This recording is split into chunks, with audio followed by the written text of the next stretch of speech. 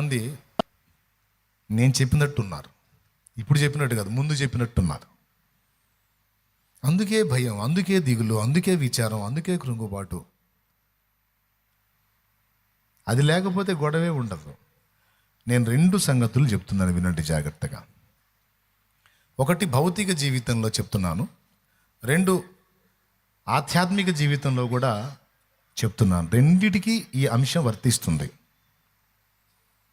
పౌలు ఒక మాట అన్నాడు, నేను దీనస్థితి యందును సంపన్న స్థితి యందును, నేను ఏ స్థితిలో ఉన్ననో ఆ స్థితిలో సంతృప్తి కలిగి నేర్చుకొని ఉన్నాను అన్నాడు. బాగా వినాలి. నన్ను దేవుడు ఏ స్థితిలో పెట్టినా ఆ స్థితిలో నేను తృప్తి కలిగి బతకటం నేర్చుకున్నాను. మీరు ఆలోచించండి. సంపన్న స్థితిలో ఉన్నవాడికి దరిద్రం వచ్చిందనుకో, పేదరికం, వాడు బతుకంతా ఏడవడమే సరిపోయింది. ఒకప్పుడు అట్టున్నాను, ఒకప్పుడు అట్టున్నాను, ఒకప్పుడు అట్టున్నాను, ఒకప్పుడు అట్టున్నాను, ఇప్పుడు ఎట్టయింది, ఇప్పుడు ఎట్టయింది, ఇప్పుడు ఎట్టయింది. పౌలు అట్టున్నాడంట. దేవుడు సమృద్ధి ఇచ్చినప్పుడు స్తోత్రం, ఏమీ లేకపోయినా స్తోత్రం. అది అన్నీ ఉన్నప్పుడు స్తోత్రం చెప్పావు ఓకే, ఏమీ లేనప్పుడు ఎందుకు స్తోత్రం చెప్పావంటే యేసయ్య ఉన్నాడుగా. అన్నీ ఉన్నప్పుడు ఆయనే ఉన్నాడు, అన్నీ లేకపోయినా ఆయన ఉన్నాడు. ఆయన ఒక్కడు ఉంటే ఏదున్నా లేకపోయినా అన్నీ ఉన్నట్టే. నా శాంతి, నా కాంతి, జయంతి వర్ధంతి, నా వర్ధంతి, నా జయంతి, జయంతి వర్ధంతి, నా వర్ధంతి, నా జయంతి. అంతా యేసే, జగమంతా యేసే, అంతా యేసే, జగమంతా యేసే, అంతా యేసే, జగమంతా యేసే, అంతా యేసే, జగమంతా యేసే. బిడ్డలారా, భౌతిక జీవితంలో కూడా అదే వర్తిస్తుంది. దేవుడు నీకు అనుగ్రహించిన స్థాయిలోనే నువ్వు కృతజ్ఞత స్తుతులు చెప్పు. వాడికి ఆ స్థాయి ఎందుకు ఇచ్చాడు, నాకు ఈ స్థాయి ఎందుకు ఇచ్చాడని ఎప్పుడూ ఫీల్ అవ్వద్దు. వాడికి ఇచ్చిన స్థాయి నీకు ఇస్తే అక్కడ నువ్వు దెబ్బతింటావు. నీకు ఇచ్చిన స్థాయే నీకు క్షేమం, నీకు ఇచ్చిన పరిదే నీకు ఉత్తమం. మరొకరితో నువ్వు పోల్చుకొని అక్కడ నేనుంటే సూపర్ ఉండేదని నువ్వు అనుకున్నావు అనుకో, తేడా పడతావు. అక్కడ ఉండకూడదు. నువ్వు ఎక్కడుండాలో ఆయనకి తెలుసు. నిన్ను గరిసెలాగా చేయాలో, మంచినీళ్ళ కుండలాగా చేయాలో, వాష్రూమ్ లోటాలాగా చేయాలో, ఏమంటే వంటగది మూకిడిలాగా చేయాలో, సచ్చిన వాళ్ళ దగ్గర బాగా కొట్టే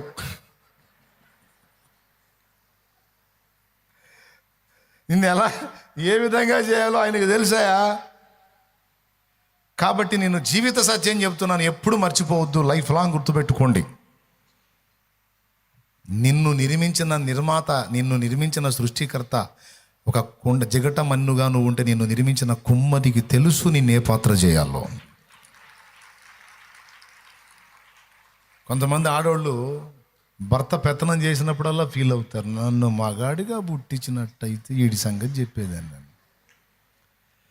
మాట వినని కొడుకులను చూసి కూతుళ్ళు అంటారు, అరే మగపొటగా పుట్టారు, నేను మగాడినైతే అమ్మా నాన్న అసలు ఇంట్లోంచి బయటికి పోనీకుండా కూర్చోబెట్టి బతికిచ్చావంట, వెధవల్లారా అన్నాడు. అమ్మా నువ్వు మగాడిగా పుట్టితే పరిస్థితులు వేరుగుంటాయి, అందుకే నిన్ను ఆడపిల్లగా పుట్టించాడు.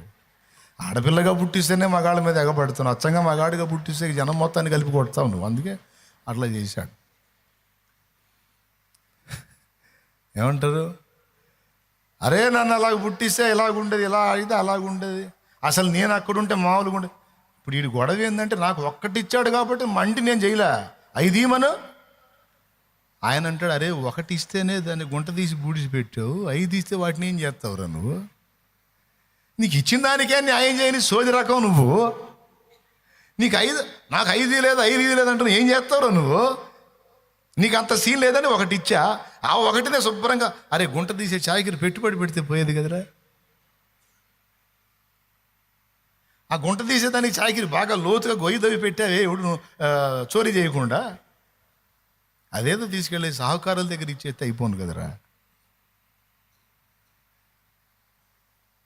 పోల్చుకుంటారా ఇతరులతో? చదువులో కానీ, జాబులో కానీ, సంపదల్లో కానీ, ఉద్యోగాల్లో కానీ, పొలాల్లో విషయంలో కానీ. వాడు 5 ఎకరాలు అయితే మొత్తం పండింది వాడికి. నా కర్మ ఏంది ఇది? తగలబెట్టింది 2 ఎకరాలు అయితే మొత్తం పోయింది ఏంది?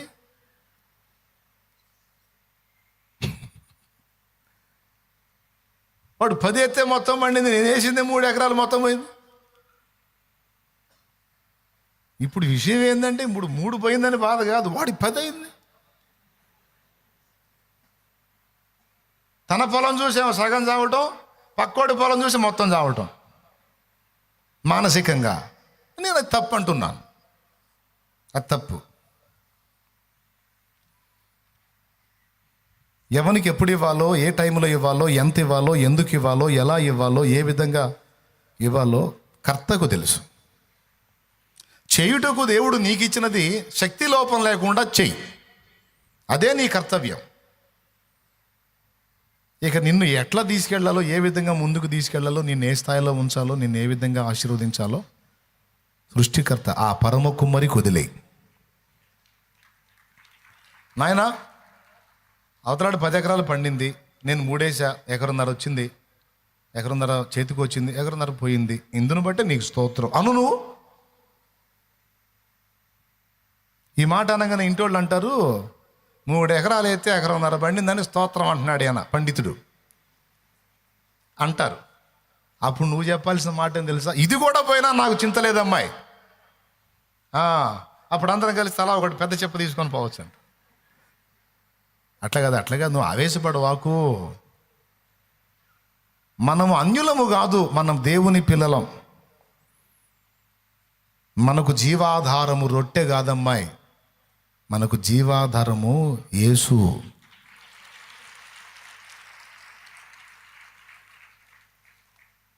పండినోడికి పండింది, పండిన దాన్ని తిని బతుకుతాడు. పండలేదు నాది పోయింది, కానీ నన్ను ఎలా బతికిస్తాడో నువ్వు చూడు. వాడికంటే సంతోషంగా, వాడికంటే మిన్నుగా నన్ను బతికిస్తాడు ఆయన. ఎలా అని నన్ను అడగొద్దు, ఎందుకంటే నాకు ఆయన ఉన్నాడు. అది విశ్వాసి లక్షణం. ఇక ఇలాంటి మనస్తత్వాన్ని సాధన చేసినోడు సర్వకాల సర్వావస్థల యందు దేవుణ్ణి మహింపరుస్తానే ఉంటాడు. నీవు పలుకగా నిన్ను ప్రేమించెదా, పలుకకయున్నను నిన్ను ప్రేమించెదా, నాదు సహాయక నిన్ను ప్రేమించెదా, సాయము రాకు నన్ను ప్రేమించెదా. తర్వాత సర్వకాల సర్వావస్థలలో మానక నిన్ను గొల్తు దేవా, నా బలమయ్యున్న దేవా, నా బలమయ్యున్న దేవా, నా హృదయంతటితో నిన్ను నేనెంతో, నా హృదయంతటితో నిన్ను నేనెంతో నిరతము సేవింతు దేవా, మది నిన్ను పూజింతు దేవా, నా బలమయ్యున్న దేవా, నా బలమయ్యున్న దేవా. భలే పాట, నెట్లో దొరికితే చూసుకోండి. సర్వకాల సర్వావస్థల యందు సంతోషభరితులమే మనం బ్రతకాలంటే 2 చేయాల. ఒకటి సృష్టికర్త వైపు చూడాలి, రెండోది పక్కోళ్ళకి వెళ్ళి చూడటం మానేయాలి. దేవునికి స్తోత్రం, హల్లెలూయా. అందరికీ ప్రత్యేకంగా నువ్వు కనపడాలంతే. నేను అలా చేశా, అందరిలో నేను ఒకడిని అన్నట్టు ప్రయాణం చేయకూడదు. నేను దేవుని సంబంధిని, దానికి ప్రత్యేకంగానే చేయాలి. 16,000లో పెళ్లి చేసుకున్నా. అసలు ఎవరైనా పెళ్ళి అంటే లైఫ్లో ఒక్కసారి జరిగింది, గ్రాండ్గా చేసుకోవాలి, అలా చేసుకోవాలి అంటారు కదా. గ్రాండు లేదు, ఇంకొకటి లేదు. 16,000లో పెళ్ళి అయిపోయింది. 16,000లో అంతే. ఇప్పుడైతే బట్టలు కొట్టడం నాకు అనవసరం. నాకు ఒక సహధర్మచారిణి కావాలి, నా తల్లి చేయలేకపోతుంది. కాబట్టి నాకు నన్ను ఆలనా పాలన చూసుకునే ఒక సహకారం నాకు కావాలనుకున్నాను. దానికి నేనేదో పెళ్లి చేసుకొని నేనేదో పెద్ద మునగాడు అన్నట్టు బిల్డప్ నాకేం అవసరంలా. నేను ఎంత చేసుకున్నా జయలలిత చేసినట్టు చేయలేను, చేసుకోలేను. చేసుకోగలనా? కార్డు కూడా గోల్డ్ తెప్పించింది ఆ బంగారంతో. మరి ఎందుకు హెచ్చులు? ఎవడో ఏదో అనుకోవాలని నేనెందుకండి అప్పుల పాలు కావాలి? ఎవడో ఏదో అనుకోవాలని నేనెందుకండి అవసరానికి మించి మేడ కట్టాలి? అంతకుముందు శుభ్రంగా ఒకటే బిల్డింగు, ఒకటే అంతస్తు, లేదా రేగుల షెడ్, ఏదో 4 గదులు ప్రశాంతంగా ఇంటేవిడ అన్ని పనులు చేసుకుంటుంది. ఇప్పుడు 3 స్టేర్లు వేసేసరికి ఏం ఎక్కలేక దిగలేక 3 నెలలకు మోకాళ్ళ నొప్పులు వచ్చి ఈ మాయదారి కొంప కట్టి ఓడవలేక ఎక్కలేక దిగలేక సత్తన్న పని మనిషిని పెట్టట్లా నీకు స్టార్ట్ అయింది. దేవునికి స్తోత్రం కలుగునుగా. నేను గట్టమన్నానా తగల పెట్టమన్నాను ఏమే చెప్పింది. ఏందండి పక్కన 2 స్టేర్లు వేస్తే మనం ఏదా ఏం పైన కూడా ఏం నీకు చేస్తాగా అంట. అవసరానికి మించి కట్టడం, అవసరానికి మించి హంగులుగా పోవటం. అదేంటంటే వాడు చేశాడు వీడు చేశాడు నేను కూడా చేస్తాను. ఆ తత్వమే మానేసేయాలి. అప్పుడు మనశ్శాంతి దొరికిద్ది. వాళ్ళతో వీళ్ళతో మనకున్న దానిలో తృప్తి చెందుదాం. ఆ పైన దేవుడు ఉన్నాడు. ఒకవేళ ఆ స్థాయికి మనకి వచ్చినప్పుడు, అవసరత మనకు వచ్చినప్పుడు అప్పుడు చూద్దాం. నా పిల్లలు చిన్నపిల్లలు, 1 గది చాలు పిల్లలకి. నాకు ఫ్యామిలీ మొత్తం బబ్బోవడానికి 1 గది చాలు. పిల్లలు పెద్దోళ్ళు అయ్యారు, ఒక్కొక్కడికి ఒక్కొక్క గది కేటాయించాల్సిందే. వాడు చదువుకోవటానికి, ప్రార్థన చేసుకోవటానికి వాడు ఏకాంతం ఆశిస్తాడు. పసిబిడ్డలుగా ఉన్నప్పుడే నువ్వు 4 గదులు క్రియేట్ చేసి ఆ పసిపిల్లల్ని 3 గదుల్లో పెట్టేస్తే ఎట్లా? అప్పటి నుంచే వాడికి ఒంటరితనం అలవాటు అయిపోయింది. రేపు పెద్దవాడైనప్పుడు నీతో కలిసి ఉండటానికి ఇష్టపడ్డాడు వాడు. ఆ వయసు వచ్చినప్పుడు, అవసరత వచ్చినప్పుడు సెట్ చేయాలి. ఆ అవసరం రానప్పుడు తొందరపడి హడావుళ్ళు చేయకూడదు. అవసరానికి మించి ఆర్భాటాలకి వెళ్ళకూడదు. ఇది జీవిత సత్యం. మీకు నచ్చిదో నచ్చదో నాకు సంబంధం లేదు, కానీ జీవిత సత్యం. వాడట చేశాడు, వీడిట చేశాడు, వాడు ఆ స్థాయిలో ఉన్నాడు, వీడి ఈ స్థాయిలో ఉన్నాడని భౌతికంగా ఎప్పుడు ఎన్నడూ అనుకోవద్దు. దేవుడు నీకు ఇచ్చిన స్థాయి కరెక్టు. ఇంకా మించిన స్థాయి రావాలంటే అది కరెక్ట్ అయితే దేవుడే ఇస్తాడు, దాన్ని ఎవడు ఆపలేడు.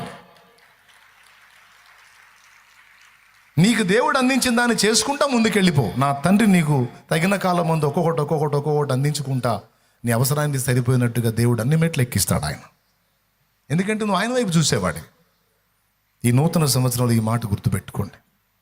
భౌతికంగా నేను చెప్తున్నాను, సమస్త విషయాల్లో కూడా ఇదే వర్తిస్తుంది. అలా కాకుండా నువ్వు పక్కాళ్ళతో పోల్చుకోవటం మొదలుపెట్టావనుకో, నీకేమేం జరుగుతాయో చెప్తా విను. మొట్టమొదటిది మనశ్శాంతి పోయిద్ది. రెండవది వాడితో ఈక్వల్ కావటానికి అవసరమైతే తప్పటడుగులు, తప్పుడు దారులు తొక్కాల్సి వచ్చింది. 2. మూడవది చెప్పేదా? మొదటిది ఏం చెప్పండి? మనశ్శాంతి పోయిద్ది.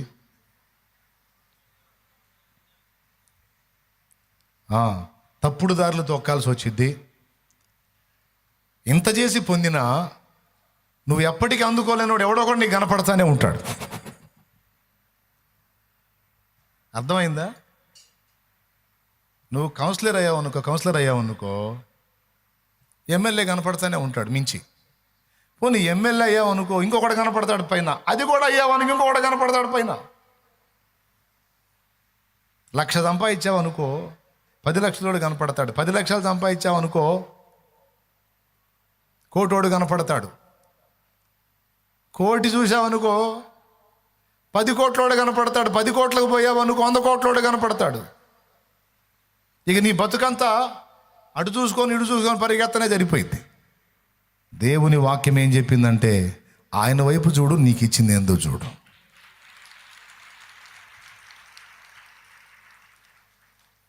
నాకేమి ఇచ్చాడు? నాకున్న వెసులుబాటు ఏంటి, నాకున్న సౌకర్యం ఏంటి, నాకున్న అనుకూలత ఏంటి, నేను చేయదగ్గదేంటి. అబద్ధాలు ఆడకుండా నిజం చెప్పండి, ఎంతమందికి అర్థమైంది? ఇప్పటిదాకా చూసే పాడయ్యావుగా. కానిస్టేబుల్ అయ్యావు అనుకో, ఎస్ఐ ఉండనే ఉంటాడు. ఎస్ఐ అయ్యావు అనుకో, మళ్ళీ సిఐ ఉండనే ఉంటాడు. సిఐ దాకా పోయావు అనుకో, డిఎస్పి ఉండనే ఉంటాడు. అక్కడికి పోయావు అనుకో, ఇక ఏఎస్పి ఉంటాడు, ఎస్పి ఉంటాడు, ఏమంటే డిఐజీ ఐజీ అంటారు కదా. ఇంకా మళ్ళా రేంజ్లు ఉంటానే ఉంటాయి. అన్నిటికీ పైన పోతే హోంశాఖ మంత్రి ఉంటాడు. అక్కడ దాకా కూడా కనుక ముఖ్యమంత్రి ఉంటాడు. అక్కడ దాకా కూడా ప్రధానమంత్రి ఉంటాడు. ఇది బతుకంతా పోవటమే అంటే ఏందన్నా, ఎక్కడోడు అక్కడే ఉండిపోవాలా ఏంది?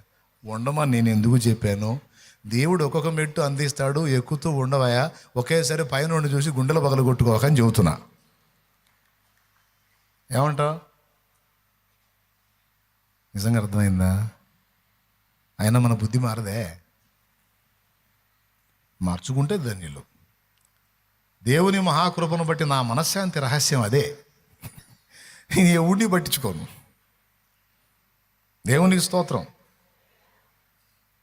ఇప్పుడు పాటల తలాంతి ఇచ్చాడు, వాక్యం ఇచ్చాడు, పరిచర్య ఇచ్చాడు, సేవ ఇచ్చాడు. సేవ సంగతి కూడా చెప్తున్నాను నేను. సేవలో కూడా నేను అదే నియమాన్ని ఫాలో. ఇప్పుడు స్తోత్రం, ఇందును బట్టి నీకు వందనాలు. ఆ గుడిసెను కూడా దేవుని మందిరానికి ఇచ్చేసి పందిరేసుకొని బతికా. పందిరికి చుట్టూ గోడలు పెట్టుకోవడానికి పైసలు లేకపోతే పాత చీరలు కట్టుకొని అందులో నేను నివసిస్తూ ఉన్న నివాసాన్ని మందిరానికి ఇచ్చి అందులో సేవ చేశా. 70-80 మంది విశ్వాసులు అందులో కూర్చొని ఆరాధించారు. తర్వాత దేవుడు కార్యం చేశాడు. మళ్ళీ ఇంకొక చోట పాకా వేసుకొని అందులోకి షిఫ్ట్ అయి ఆ పాకా మందిరం అయింది, శాంతినగర్ మందిరం. అందును బట్టి స్తోత్రం. ఇప్పుడు పందిరి కాస్త మారి కాస్త పాకా వచ్చిందిలే, స్తోత్రం అనుకున్నా. ఆయన తీసుకెళ్తాడు బ్రదర్. ఆ నివాసం కూడా ఒకరోజు గాలివాన వచ్చి అది పడింది. చూసిన వాళ్ళు నవ్వారు. నేనే వస్త్రాలు దించుకోవాలా, నవ్వారు. పరువు పోయిందే, అవమానం వచ్చింది, నేనెందుకు బతకాలి కొంతమంది అనుకుంటారు కదా. నవ్వితే నవ్వని ఏందంట, ఆడు నవ్వాలి, నేను ఈ దీనస్థితిని అనుభవించాలి, ఈ 2 సీన్లు ఆయన చూడాలి, ఆయన నన్ను ఎత్తాలి. నలుగురు నిన్ను చూసి నవ్వేటట్టు, నలుగురు నిన్ను చూసి అవమానపరచబడేటట్టు నువ్వు అలాంటి పరిస్థితిలోకి వెళ్ళావు అంటే గుర్తుపెట్టుకో, దేవుడు ఒక ఆశ్చర్యకరమైన మలుపు తిప్పి నిన్ను ఘనపరచబోతున్నాడని అర్థం. ఆ ఘనత నీకు ఇవ్వడానికి ముందు, ఘనతిస్తే నీవు గర్విష్టివి అవుతావు గనుక, అహంకారం చూపుతావు గనుక, ముందు అవమానాల్లోకి తీసుకెళ్ళి అనుభవాలు నేర్పి ఆ తర్వాత నిన్ను ఘనపరుస్తాడు. అప్పుడు ఎంత ఘనపరిచినా నువ్వు చెడిపో. బాయ్ వింటున్నావా, నిద్రపోతున్నావా? స్తోత్రం చెప్పు, పెద్ద చెప్పు.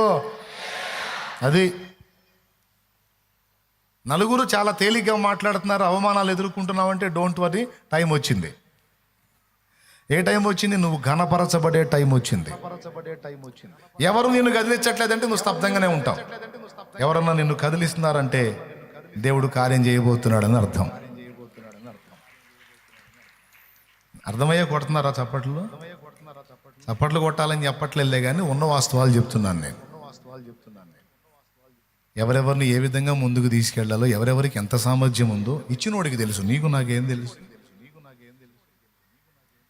సమూయేలు అనుకున్నాడు దావీదు అన్నల పనోళ్ళని ఒడ్డు పొడుగు చూసి. దేవుడు ఏమన్నాడు, వాళ్ళు పనికిరారు, పక్కన నెట్టేయన్న. ఇంకెవరన్నా ఉన్నారంటే, ఇంకా చివరి వాడు ఉన్నాడంటే మరి మొత్తాన్ని తెప్పించమన్నా కదా ముందుకి. అంటే వాడు చిన్నోడండి, బాలుడు, గొర్రెలు కాస్తున్నాడు అని. పిలవ ఏమైంది అంటే దావీదుని తీసుకొస్తే దావీదు వస్తుండగానే అర్థమైపోయింది. దేవుడు మాట్లాడు, అదిగో నేను కోరుకున్నాడు వస్తున్నాడు, పిలువు, తైలం పోయమన్నాడు. వీడు 6 అడుగులు ఉన్నాడు, ఒడ్డు పొడుగు భలే ఉన్నాడు చూడటానికి. వీడిని కోరుకుంటావంటే నువ్వేమయా, వాడిని కోరుకున్నావంటే అదంతే. ఎద్దు చూస్తేనే ముద్దు వచ్చింది, ఈడుపు చూస్తే ఏడుపు వచ్చింది, వద్దులే ఆ ఎద్దు వద్దులే. అదేంటి ప్రవ్వా, బాగానే ఉన్నా కానీ విశ్వాసం లేదు మన దగ్గర. అది ఎక్కడ రుజువైంది? గొలియాతు వచ్చి సవాలు విసురుతున్నప్పుడు సైన్యంలో పెద్దవాడైన ఎలియాబు ఉన్నాడు. ఏలియాబు యెషయి కుమారులలో ప్రథముడు. కానీ వెళ్ళలా వాని మీదకి దేవుని పక్షంగా. కానీ దేవుడు కోరుకున్న దావీదు పోయాడు గొలియాతు మీదకి. హృదయాలు తెలుసు దేవుడికి, హృదయాలు తెలుసండి. ఎవరిని ఎంచుకోవాలో, ఎవరిని ఏ ప్లేస్లో పెట్టాలో, ఎవరికి ఏ స్థాయి ఇవ్వాలో ఆ మహానుభావుడికి మొత్తం తెలుసు. ఎందుకంటే సామర్థ్యం ఇచ్చిన వాడు ఆయన కదా. ఎవరికి సామర్థ్యం ఇచ్చాడో, ఎవరు పనోళ్ళో మనుషులకు తెలియదు, దేవుడికి తెలుసు. అన్నోళ్ళు లెక్క చేశారా దావీదుని? తండ్రి లెక్క చేయపోబట్టే కదా మిగిలిన కొడుకులందరినీ సమూయేలుకు ముందుకు రప్పించి దావీదును గొర్రెలకు పంపించాడు. అంటే తండ్రి ఫీలింగ్ ఏంది? ఏ వాడు పిల్లోడు, వాడి బొంద వాడికి తెలియచి అవదు పాడలేదు, వాడి గొర్రెలు కాయటమే అంతంత మాత్రం, వాడు వాడు వాడు వాడు పనికిరాడు. తండ్రి ఫీలింగ్. అన్నల ఫీలింగ్, పెద్దోడిని వద్దన్నాడు. రెండోవాడు ఏమనుకుని ఉంటాడు? నన్ను కోరుకున్నాడు దేవుడు అనుకుని పోయి ఉంటాడు. ఇడి కూడా వద్దు పక్కకు పంపించుంటే అని పక్కకు పెట్టాడు. మూడోవాడు ఏమనుకుని ఉంటాడు? మీ ఇద్దరిని కాదురా, నీకంత సీన్ లేదు, దేవుడు నా కోసం పంపించాడు సమూయేలు ప్రవక్తని అని మూడోవాడు వచ్చి ఉంటాడు. అని కూడా పక్కకు పంపించేసరికి వాడు కూడా పోయి ఉంటాడు. అప్పుడు నాలుగోవాడు నవ్వు ఉంటాడు, నా కోసం వచ్చాడు. చివరికి 6 పక్కకు పోయారు. ఒకళ్ళు చూసుకున్నారు. ఇంకెవర్రా? ఎవనికి సామర్థ్యం ఇచ్చాడో, ఎవనికి ఏది ఉందో దేవునికి తెలుసు. వీళ్ళెవరు కాదు, మొత్తాన్ని పంపించేయమన్నాడు. దావీదు చూపులకు చిన్నోడే, అన్నలకి లెక్కలేదు, తండ్రికి లెక్కలేదు. ఫైనల్గా దావీదు విషయంలో గొప్ప తలంపులు లేవు. దావీదు వీధిలో ప్రజలకు కూడా దావీదు తెలియదు. దావీదులో ఏం సామర్థ్యం ఉందో, దేవుడు అతనితో ఎలా ఉన్నాడో, అతనిలో ఏమి నింపాడో, అతనికున్న సరుకేమిటో తన వీధి ప్రజలకు తెలియదు, కన్న తల్లిదండ్రులకు తెలియదు, అన్నదమ్ములకు తెలియదు, ఆఖరికి సదరు దావీదు కూడా తెలియదు.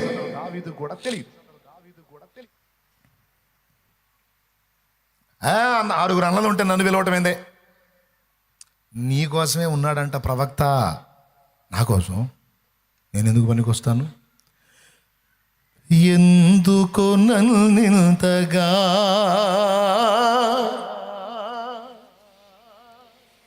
గొర్రెలు కాసే కర్ర చేత పట్టుకుని అమాయకంగా వచ్చాడు. ఎవరిలో ఏ శక్తి నింపాడో దేవునికి తెలుసు. దావీదులో ఉంది ఆ హృదయం. ఎందుకంటే దావీదు అనేవాడిని పుట్టించిన వాడు దేవుడు కదా.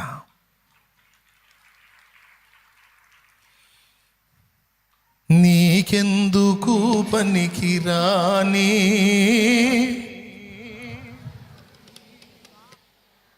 వాళ్ళు యోగ్యులయా, వాళ్ళు అర్హులయ్యా, పెద్దోళ్ళు సైనికులు ట్రైనింగ్ పొందారు. రాజు అంటే వాడికి కత్తి, యుద్ధం, కర్ర అన్నీ తెలిసి ఉండాలి కదా. గొర్రెలు తోలుకోవడం తప్ప నాకేం తెలుసు? నన్ను దీనిగా పెట్టాడు, గొర్రెలు కాయటానిగా పెట్టాడు నన్ను. ఇదే చేత కావట్లా నాకు. వాళ్ళంటే సైనికులు ట్రైనింగ్ పొందిన వాళ్ళు, సౌలు రాజు సైన్యంలో వ్యక్తులు, వాళ్ళు అర్హులు. పోల్చుకుంటే ఇలా పోల్చుకున్నానా? వాళ్ళు యోగ్యులు, వాళ్ళు ఆ స్థాయిలో ఉండడానికి అర్హులు. నాకు అర్హత లేదు, నాకు ఈ స్థాయి. దీనంగా వచ్చాడు, గంతులేసుకుంటే హడావిడిగా రాలా. నన్ను పిలవటం ఏంటి? నాకు అర్హత ఎక్కడుంది? నాకేం తెలుసని నన్ను కోరుకోవటం ఏంటి? నాకు ఆ జ్ఞానం ఎక్కడుంది? నాకంత సామర్థ్యం? వాళ్ళందరి ముందు తీసుకొచ్చి దావీదును చూపించి, నేను కోరుకున్నవాడు ఇతడే అని నిలబెట్టి తైలముతో నింపబడిన కొమ్ము తీసుకెళ్ళి అదొక బిడ్డ మీద పోయమంటే, అంత పెద్ద అన్నోళ్ళు తండ్రి అందరి ముందు ఈ పిల్లవాడిని నిలబెట్టి నూనె పోస్తుంటే వాళ్ళకి ఆశ్చర్యమే, పిల్లవాడికి ఆశ్చర్యమే, నూనె పోసేవాడికి కూడా ఆశ్చర్యమే. ఎలా ఫీల్ అయి ఉంటాడు? తండ్రి ముఖం చూసుంటాడు, అన్నల ముఖం చూసుంటాడు. అప్పుడు ఎవరు గుర్తొస్తారు? నన్ను కోరుకోవటం ఏం తీసయ్యా నువ్వు? దేవా, సైన్యములకు అధిపతిగా యెహోవా, నన్ను కోరుకోవటం ఏంది నువ్వు? ఎందుకో నన్ను నింతగా ప్రేమించితివి యేసయ్యా, నీకెందుకు పలికిరాని పాత్రను నేనయ్యా. నన్ను విసిరేయక సారెపై ఉంచితివి, కనికర స్వరూపుడా, ఆలోచన కర్తవు, నీ కొరకే చేసుకుంటివి నిన్ను ప్రకటించే పాత్రగా, నీ కొరకే చేసుకుంటివి నిన్ను ప్రకటించే పాత్రగా. ఇది నీవిచ్చిన జీవితం, నీ పాదాలకే అంకితం. ఇది నీవిచ్చిన జీవితం, నీ పాదాలకే అంకితం. నీ కృప చేతనే నన్ను బ్రతికించితివి యేసయ్యా, నీ కృప చేతనే నన్ను బ్రతికించితివి యేసయ్యా. మా దేవుడు నీకు ఏ కృపలు ఇచ్చాడో నీకు తెలియదు. నిన్ను కన్నవారికి తెలియకపోవచ్చు, కట్టుకున్న వారికి తెలియకపోవచ్చు, నీతో ఉన్నవారికి తెలియకపోవచ్చు. తమ్ముడా ఇది నిజం. ఆ సమయం వచ్చినప్పుడు దేవుడు దానిని జనాలకు చూపిస్తాడు. కళ్ళు మేండి తల్ల వంచండి, ప్రార్థన చేస్తాం. పరిశుద్ధ ప్రభువా, ఈవేళ నీ బిడ్డలందరితో ఈ మాటలు మాట్లాడావు, అవన్నీ బిడ్డల హృదయాల్లో స్థిరమగును గాక. దుష్టుడు ఎత్తుకొని పోకుండా వాడిని గద్దించి దూరపరిచి నీ కృపా కాపుదల్లో బిడ్డలు నడిపించి ఈ సంవత్సరాంత వరకు కూడా ఈ అంశాన్ని గుర్తుపెట్టుకొని కలిగిన దాంతో తృప్తి చెంది కృతజ్ఞతలు చెల్లించి నీవిచ్చిన పని చేయడానికి ఇంకా శక్తి మేరకు కష్టపడే కృప దయచేయి. భౌతికంగాను ఆత్మీయంగాను కూడా మా బిడ్డలను ఆశీర్వదించి ఉన్నతమైన స్థితిలోకి ఎదగడానికి సహాయం చేయి. ఎంత ఎదిగినా దావీదులాగా ఒదిగి దీన మనసు కలిగి నిన్ను మయంపరిచే కృప మా అందరికీ దయచేయి. యేసు నామములో పొంది ఉన్నాం తండ్రి, ఆమేన్.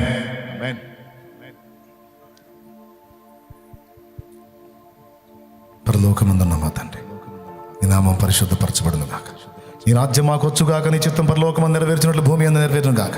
మాకు కావలసిన అనుదిన ఆహారం నేడు మాకు దయచేయి. మా పట్ల అపరాధం చేసిన వారిని క్షమించుటకు శుద్ధ మనస్సును సుబుద్ధిని మాకిచ్చి మా అపరాధములు నీవు క్షమించి మమ్మల్ని శోధంలోనికి తేక దుష్టి నుండి కీడు నుండి తప్పించు. ఎందుచేతనగా రాజ్యము బలము మహిమాశక్తి సర్వ నిరంతరం నీవై ఉన్నావు తండ్రి, ఆమేన్.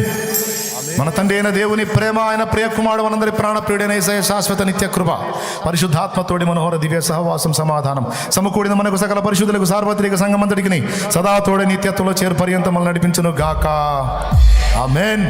ప్రభేసు రక్తమునకు జయం, ప్రభేసు రక్తమునకు జయం. యేసు నామమున సంపూర్ణ విజయం కలుగును గాక, ఆమేన్. హల్లెలూయా, హల్లెలూయా, హల్లెలూయా.